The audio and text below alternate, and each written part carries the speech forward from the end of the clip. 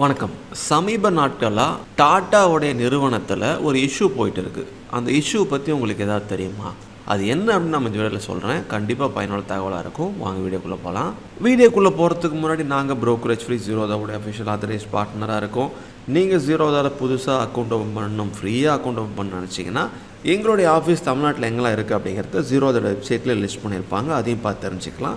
எங்களுடைய official online account open link கீழே டிஸ்கிரிப்ஷனில் இருக்குது. அந்த லிங்க்கை பயன்படுத்தி உங்களோட Zerodha அக்கௌண்ட்டை ஃப்ரீயாக ஓப்பன் பண்ணிக்கலாம்.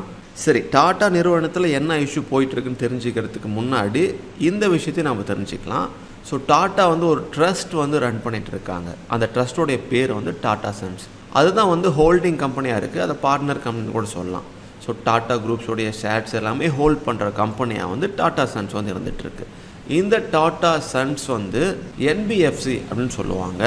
இப்போ இந்த டாட்டா சன்ஸ் நிறுவனத்தில் ரத்தன் டாட்டாவுடைய குடும்பத்தை சேர்ந்தவங்களுடைய ஸ்டேக் தான் மெஜாரிட்டியாக இருக்குது. அதே போல் ஷப்பூர்ஜி பலோன்ஜி அப்படிங்கிற ஒரு ஸ்டேக் மினிமம் ஸ்டேக்காக இருந்துகிட்ருக்கு. இப்போ சமீபத்தில் என்ன ஆனிச்சு அப்படின்னா ஆர்பிஐ ஒரு விதிமுறையை கொண்டு வந்தாங்க. அந்த விதிமுறையின்படி டாடா சன்ஸ் ஒரு உயர் அடுக்கு என்பிஎஃப்ஸாக வகைப்படுத்துறதுனால அதை 2025 செப்டம்பருக்குள்ளே ஐபிஓவாக வெளியிடணும் அப்படிங்கிறத ஒரு விதிமுறையாக கொடுத்துருந்தாங்க. அந்த விதிமுறைக்கு இணங்க அவங்க செயல்படணும் அப்படிங்கிறதையும் சொல்லியிருந்தாங்க. ஸோ இப்போ தான் அந்த பிரச்சனையை ஆரம்பிச்சிச்சு. டாடா சன்ஸ் நிறுவனத்துடைய ஐபிஓ தொடர்பாக டாட்டா குழுமணத்தோடைய மெஜாரிட்டி பங்குதாரருக்கும் அதே போல் அதோடைய மைனர் பங்குதாரர்களுக்கும் ஒரு கருத்து வேறுபாடுகள் வர தொடங்குச்சு.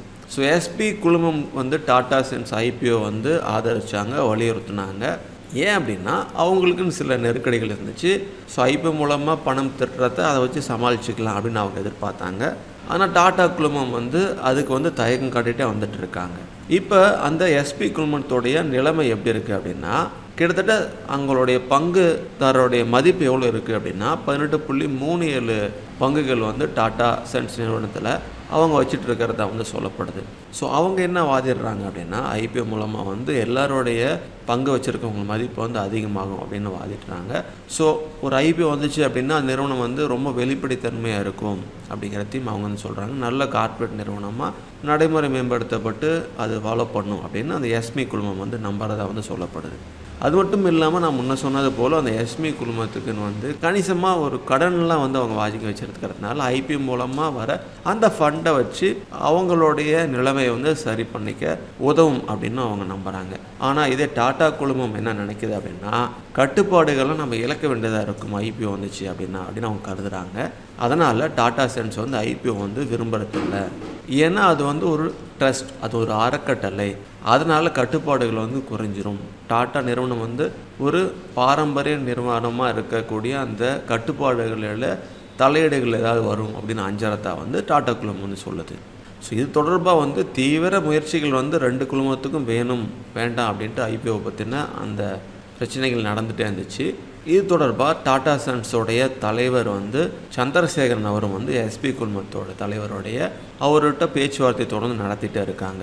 ஸோ சட்ட ரீதியாக என்ன சவால்கள்லாம் வரலாம் அப்படின்னா ஐபிஓ தவிர்ப்பதற்கான ரீதியான வழிகள் ஏதாவது இருக்கா அப்படிங்கிறத டாடா சன்ஸ் நிறுவனம் அவங்க ஆராய்ஞ்சிட்டே இருக்காங்க அந்த ஐபிஓ தவிர்க்கிறதுக்காக. ஸோ இதெல்லாம் கவனித்த அரசாங்கம் மத்திய அரசு தலையிட்டிருக்கு. அக்டோபர் 2025 டாடா சன்ஸ் தலைவர் சந்திரசேகரன் அப்புறம் மத்திய உள்துறை அமைச்சர் அமித்ஷா அப்புறம் நிதியமைச்சர் நிர்மலா சீதாராமன் ஆகியோரெல்லாம் சந்தித்து இந்த விவகாரம் கொடுத்து பேசியுள்ளதாகவும் சொல்லப்படுது. இதில் ஐபிஓ தவிர்க்கிறதுக்கு ஏதாவது வாய்ப்புகள் இருக்கா அப்படிங்கிறத பற்றியும் பேசணும் சொல்லப்படுது. ஆர்பிஐயோட அந்த விதிமுறைகளின்படி இந்த டாடா சன்ஸ் ஐபிஓ வரப்போகுதா அல்லது அது வராமல் இருக்க வாய்ப்புகள் இருக்கா அப்படிங்கிறத நம்ம வெயிட் பண்ணி தான் பார்க்கணும். ஸோ நீங்களும் இதை பற்றி செக் பண்ணி பாருங்கள். இந்த வீடியோ பிடிச்சிருந்துச்சு அப்படின்னா இந்த இன்ஃபர்மேஷன் பிடிச்சிருச்சு அப்படின்னா லைக் பண்ணுங்கள், ஷேர் பண்ணுங்கள். மீண்டும் உங்களை அடுத்த ஒரு நல்ல அப்டேட்டில் சந்திக்கிறேன். Invest wisely for better future.